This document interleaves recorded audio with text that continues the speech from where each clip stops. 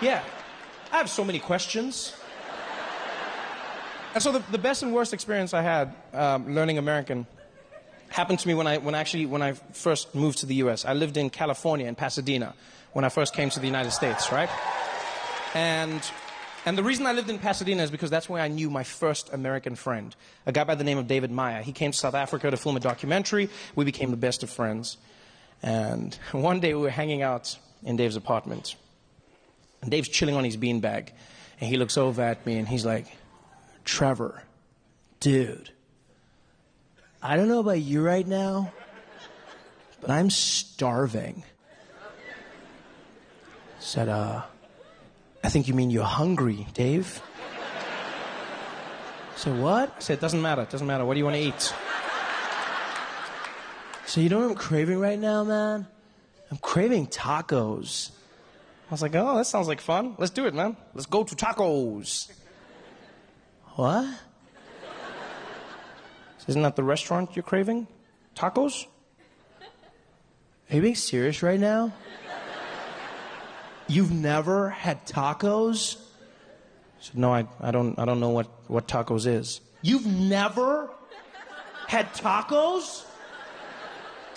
My answer hasn't changed from now, Dave. No. I've never had tacos. You've never had tacos? And by the way, I hate when people do that.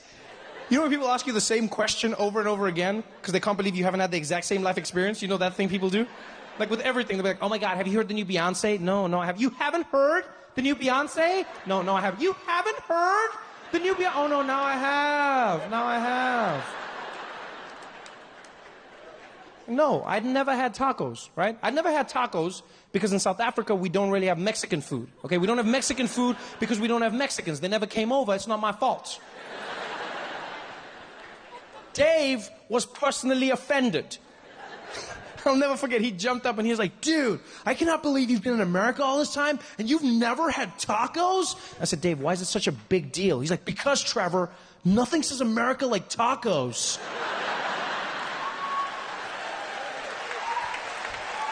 I said, really? Nothing says America like Mexican food? And you know what's funny is I feel like in that moment, I feel like Dave was being profound.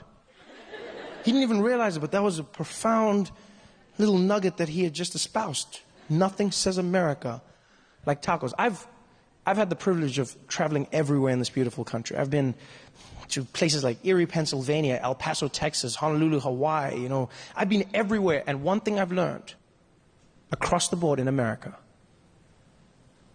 is that Americans love tacos.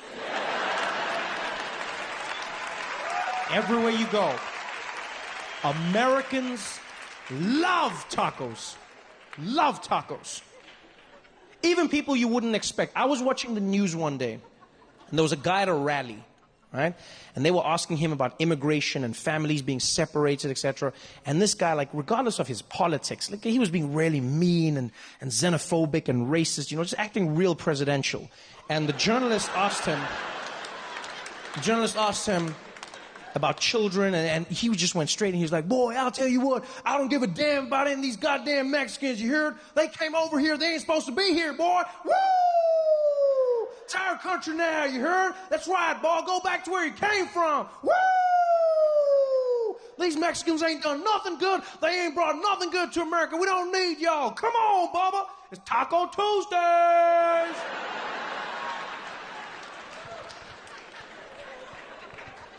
Get out of here, but leave the recipes.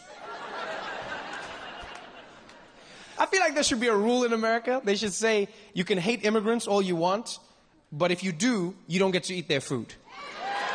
Yeah? That's a fair exchange for me. You hate immigrants, no immigrant food. And when I say no immigrant food, I mean no immigrant food, nothing. No Mexican food, no Caribbean food, no Dominican food, no Asian food, nothing. Only potatoes. And I'm not even saying like flavored potatoes, I'm just saying plain potatoes. No spice. Because no immigrants, no spice. Don't ever forget that. Both figuratively and literally, no spice. And I know some people would take that. I know. I know there's some people right now who'll be like, well, you know what, Trevor, take your immigrants, take your spice, and get the hell out of here. You say that now. Because you've never lived a life without spice. But don't ever forget, a life without spice was so hard, that it made white people sail around the world to find it. And like,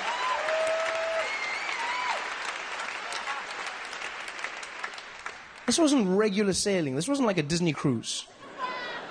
These people sailed at a time when they believed if you went that way, you would fall off the edge of the earth and die. And still, some man out there was eating some white lady's cooking, and he was like, I can't do this shit anymore. I'm sailing that way. But what if you die? At least it's exciting. No immigrants, no spice. And definitely no tacos. Yeah, I know my friend Dave would never allow that. I've never seen him so passionate. He got up, he gave me a speech about tacos like he was the heir to a taco dynasty. He finally turned to me, he's like, Trevor, as your friend and as an American, I'm gonna make sure that you get tacos if it's the last thing I ever do. I was like, why don't we just go now, Dave? He's like, that'll work. You know my favorite part of any conversation is when people think you're gonna argue with them, but you agree, and they've already chosen anger. Because nobody just changes their tone. Everyone has to stick in the anger for a while because they think it makes them seem less crazy. Like, it happens in relationships all the time. You'll have a fight that's not a fight. You know, just be like, God damn it, Karen, every time I ask for your support, you're not there for me and it hurts me sometimes. You know what, Bob, I'm sorry. No, don't try and thank you very much. I didn't think you would apologize, and so I chose this tone, and now I feel like an idiot. I'm gonna leave the room and reset.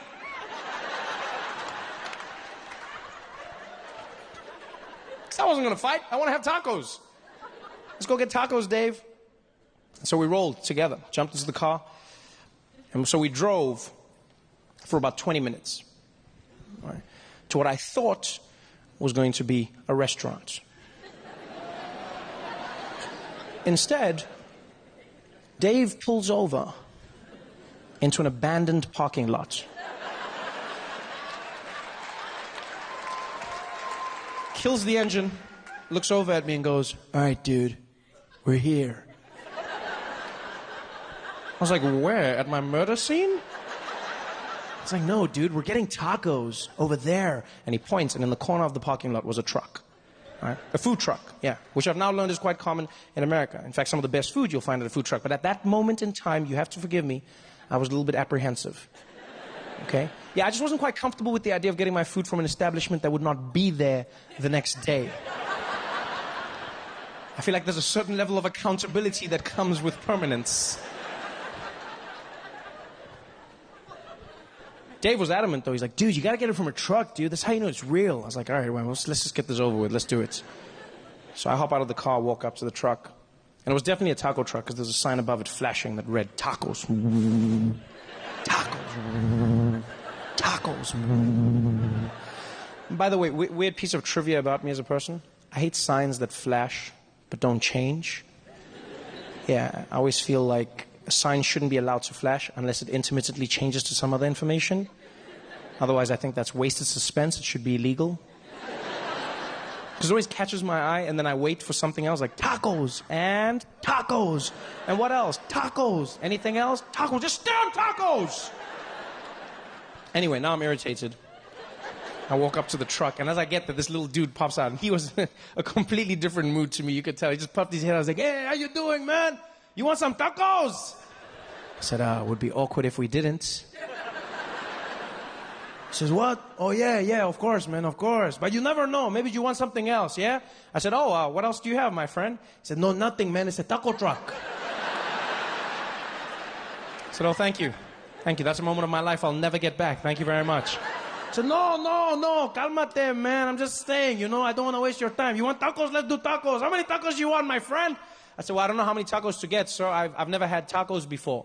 He said, you've never had tacos? I said, no, I have. You've never had tacos? I was like, oh, you should meet my friend Dave. Because like, I'm not going to order food when I don't know what it is, okay? I don't know what the quantities are. I don't know what tacos are. I don't know what taco is. I don't know what taco be, okay? What do you say? How many do you get? Because just now I'm going to be like, give me 5. What if tacos like little pigs or something?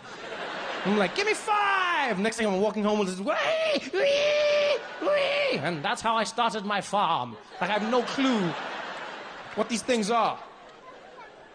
So I'm like, yo, man, I just want to try the food. Just give me enough to try. He's like, okay, you just trying it out. 2 tacos is enough, my friend. I said, okay, then give me 2 tacos. He's like, 2 tacos, coming up. Guy goes to the back, starts preparing the food. I have no clue what's coming out. Comes back a few minutes later. He's like, hey, my friend, your tacos are ready. I said, oh, thank you, man. Thank you very much. He's like, yeah, you want a napkin? I said, I'm sorry, what? I said, do you want a napkin?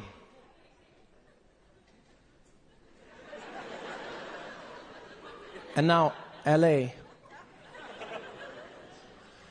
This is where it gets weird for me. Because you see, where I'm from, napkins are the things babies wear to hold their shits.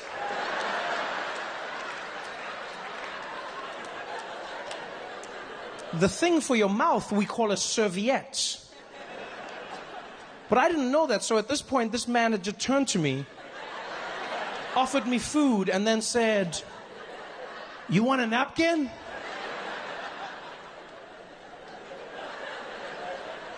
I said, I'm sorry, I'm confused. Why would I want a napkin? So, you know, man, for the mess afterwards.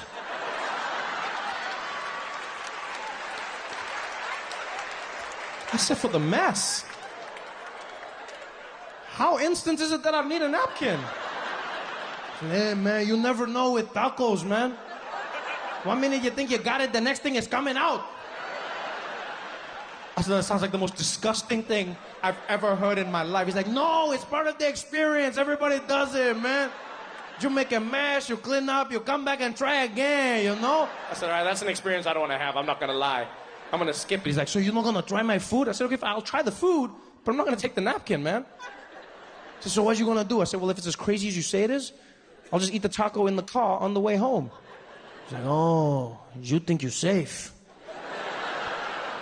But you're going to be driving. Somebody swerves, you hit the brakes, splat, it's coming out.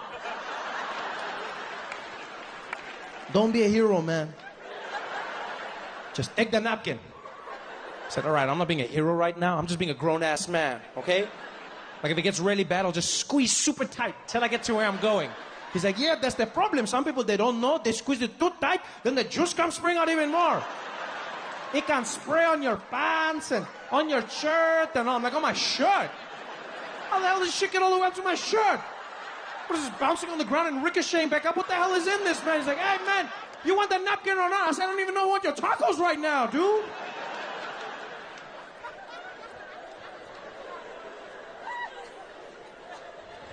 So much stress.